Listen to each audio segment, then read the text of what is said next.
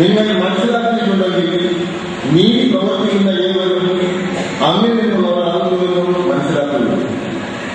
പിതാവ് നമ്മോട് എത്രമാത്രം സ്നേഹമുണ്ടെന്ന് നോക്കുന്നു.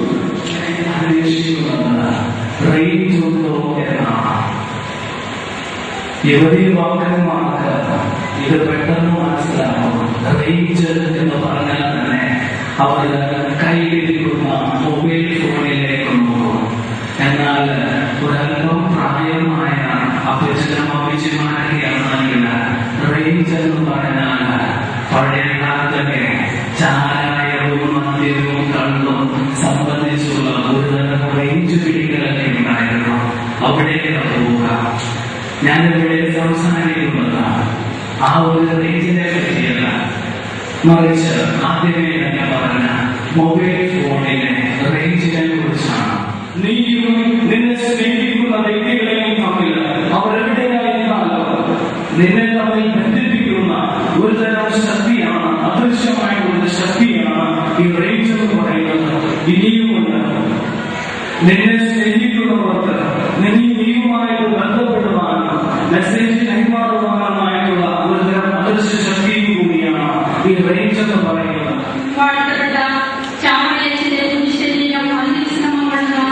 ഈ ഇടവക ദേവാലയത്തെയും അങ്ങയുടെ അനന്തമായ യോഗ്യതകൾക്ക് മുമ്പിൽ ഞങ്ങളിതാ സമർപ്പിക്കട്ടെ. ഞങ്ങളുടെ അനുസരണയെ അങ്ങയുടെ അനുസരണയാലും ഞങ്ങളുടെ സ്നേഹശൂന്യതയെ അങ്ങയുടെ സ്നേഹത്താലും ഞങ്ങളുടെ അവിശ്വാസത്തെ അങ്ങയുടെ വിശ്വാസത്താലും ഞങ്ങളുടെ പാപങ്ങളെ അങ്ങയുടെ പുണ്യങ്ങളാലും അവിടുന്ന് വിശുദ്ധീകരിച്ച് ഇന്ന് സമാപിക്കുന്ന ചാമരേശന്റെ തിരുനാൾ ആഘോഷങ്ങൾ ഏറ്റവും മനോഹരമായി തീർക്കുവാൻ ഞങ്ങളുടെ ഇടവക ദേവാലയത്തെയും പ്രസിദ്ധന്മാരെയും അനുഗ്രഹിക്കണമെന്ന് അങ്ങയോട് ഞങ്ങൾ പ്രാർത്ഥിക്കുന്നു. ജീവിതം മുഴുവൻ വിശുദ്ധമായ കാഴ്ചയായി സമർപ്പിച്ച് വാഴ്ത്തപ്പെട്ട പദവിയിലേക്ക് ഉയർത്തപ്പെട്ട ചാവറ കുര്യാക്കോസ് ഏലിയാസച്ചന്റെ ജീവിതം ഞങ്ങളെ സ്വാധീനിക്കട്ടെ. ഞങ്ങൾക്ക് മാധ്യസ്ഥം വഹിക്കട്ടെ. കർത്താവായ ക്രിസ്തുവിൽ ഞങ്ങൾ സമർപ്പിക്കുന്ന പ്രാർത്ഥന കേട്ടുകൊള്ളണമേ.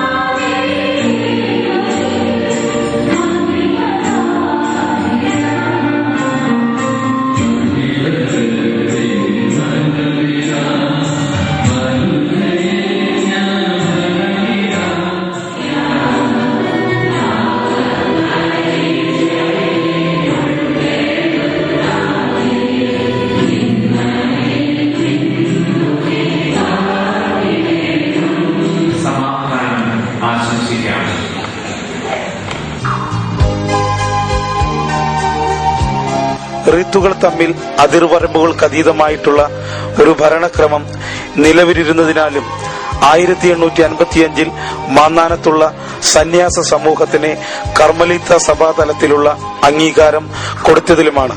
വരാപ്പുഴ അതിരൂപതയിൽപ്പെട്ട കൂനമ്മാവിലെ കർമ്മലീത്ത സഭയ്ക്ക് വേണ്ടി സ്ഥാപിതമായ സെയിന്റ് ഫിലോമിനാസ് ദേവാലയത്തിലേക്ക് കുര്യാക്കോസ് ഏലിയാസച്ചൻ നിയോഗിക്കപ്പെടുന്നത് 1864 കാലഘട്ടത്തിലാണ്.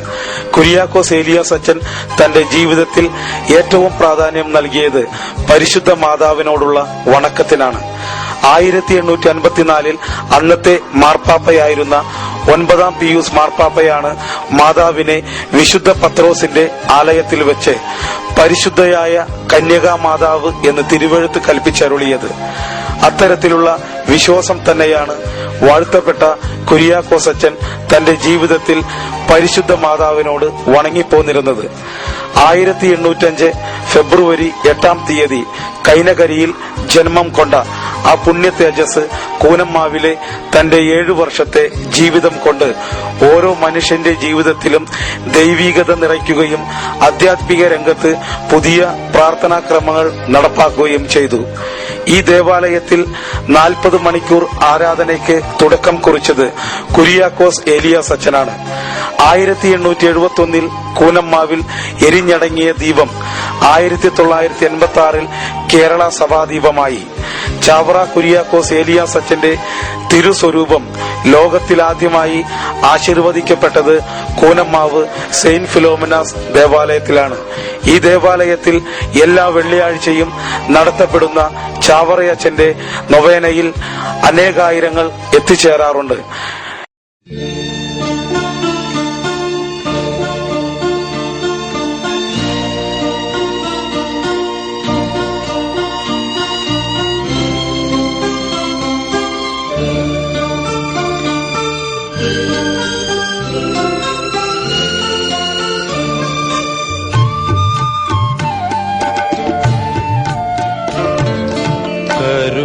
നിറഞ്ഞ പിതാവേ നീ ചൊരിയണി നിന്നുടെ കാരുണ്യം, നിന്നുടെ കരുണാധാരകളാ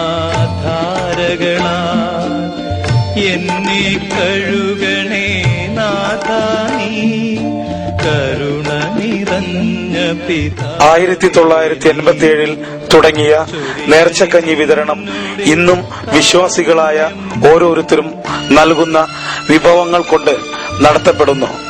കൊരിന്തോസുകാർക്ക് എഴുതിയ 1 ലേഖനത്തിലെ 3 അധ്യായത്തിൽ 10 മുതൽ 11 വരെയുള്ള വാക്യത്തിൽ പറയുന്നു, എനിക്ക് നൽകപ്പെട്ട ദൈവകൃപയനുസരിച്ച് ഒരു വിദഗ്ധ ശില്പിയെ പോലെ ഞാൻ അടിസ്ഥാനമിട്ട് മറ്റൊരുവൻ അതിന്മേൽ പണിയുകയും ചെയ്യുന്നു. എപ്രകാരമാണ് താൻ പണിയുന്നതെന്ന് ഓരോരുത്തരും ഗൗരവപൂർവ്വം ചിന്തിക്കട്ടെ. കൂനമ്മാവിന്റെ മണ്ണിൽ ലയിച്ചു ചേർന്ന പുണ്യപിതാവിന്റെ മാതൃകാപരമായ ജീവിതം നമ്മുടെ ജീവിതത്തിലും പകർത്താൻ നമുക്കാകുന്നത് ചെയ്തിടാം. കുര്യാക്കോസ് ഏലിയാസ് അച്ഛൻ ഏകദേശം 7 വർഷമാണ് കൂനമ്മാവിൽ ചിലവഴിച്ചത്. ഈ കാലഘട്ടത്തിൽ പുതിയ പുതിയ ആരാധന ക്രമങ്ങൾ അദ്ദേഹം നടപ്പിലാക്കുകയുണ്ടായി. അതേപോലെ തന്നെ ഞായറാഴ്ച ദിവസങ്ങളിൽ പ്രസംഗം പറയുന്ന രീതി കുര്യാക്കോസ് ഏലിയാസ് അച്ഛനാണ് നടപ്പിലാക്കിയത്. ഒരിക്കൽ കുര്യാക്കോസ് അച്ഛൻ ഇങ്ങനെ പറയുകയുണ്ടായി, സ്വന്തം വിശപ്പ് പ്രകടിപ്പിക്കാൻ കഴിയാത്ത കുഞ്ഞിന് മാതാവ് എങ്ങനെ ആ കുട്ടിയുടെ വിശപ്പ് എങ്ങനെ മാറ്റുന്നു, അതുപോലെയാണ് ദൈവം നമുക്ക് ഓരോ കാര്യങ്ങളും ചെയ്തു തരുന്നത്. ഈ വിശ്വാസം കുര്യാക്കോസ് ഏലിയാസ് അച്ഛൻ അദ്ദേഹത്തിന്റെ ജീവിതകാലം മുഴുവൻ നിലനിർത്തി പോന്നിരുന്നു. കുര്യാക്കോസ് ഏലിയാസ് അച്ഛൻ വാഴ്ത്തപ്പെട്ടവരുടെ ഗണത്തിൽ നിന്ന് എത്രയും പെട്ടെന്ന് വിശുദ്ധ പദവിയിലേക്ക് ഉയരട്ടെ എന്ന് നമുക്ക് നിത്യേന എന്നോണം പ്രാർത്ഥിക്കാം.